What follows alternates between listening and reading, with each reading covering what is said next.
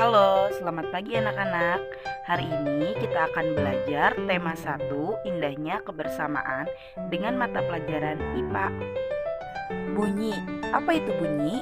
Bunyi adalah energi yang dapat didengar. Tinggi rendah atau kuat lemahnya bunyi bergantung pada frekuensi, amplitudo, dan resonansi. Selanjutnya, pengertian frekuensi, amplitudo, dan resonansi. Apa itu frekuensi?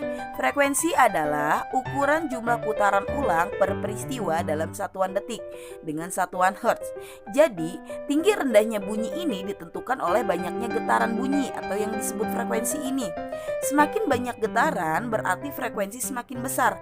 Akibatnya, bunyi yang dihasilkan semakin tinggi.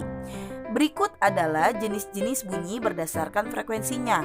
Yang pertama ada infrasonik, yang kedua ada audiosonik, dan yang ketiga ada ultrasonik.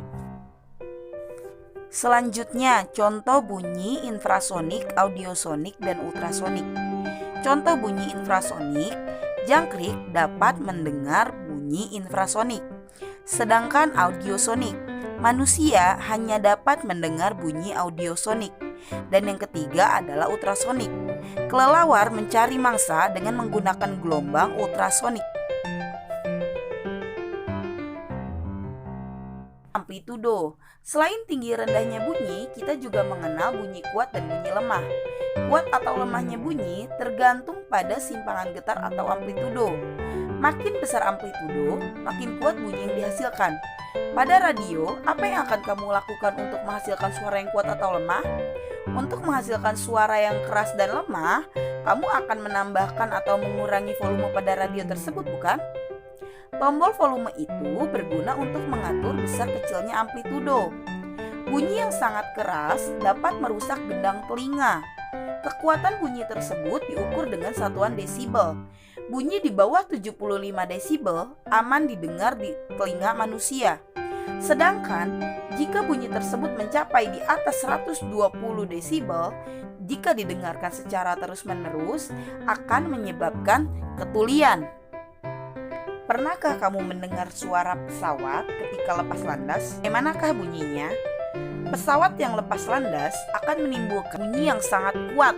Kekuatannya mencapai 120 desibel.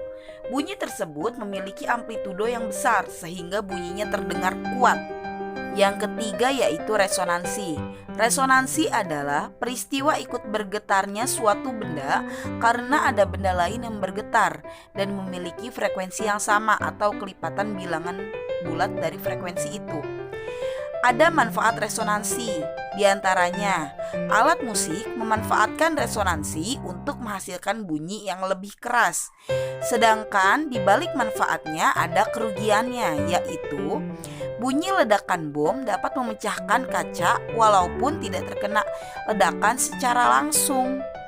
Selanjutnya yaitu sumber bunyi. Contoh sumber bunyi adalah pita suara manusia, garpu tala, dan alat musik. Alat musik itu seperti gitar, seruling, dan drum, serta bersin bermotor. Untuk pengertian pita suara, garpu tala, dan alat musik, kalian bisa lihat di buku paket halaman 17. Selanjutnya yaitu bunyi dapat merambat. Salah satu sifat bunyi adalah dapat merambat. Bunyi dapat didengar karena memiliki sifat tersebut. Yang pertama ada bunyi merambat melalui udara. Bunyi dapat merambat melalui udara, contohnya kita dapat mendengar kicauan burung. Nah, yang kedua bunyi merambat melalui benda padat. Contohnya itu seperti kaleng, benang, besi. Yang ketiga, bunyi merambat melalui benda cair.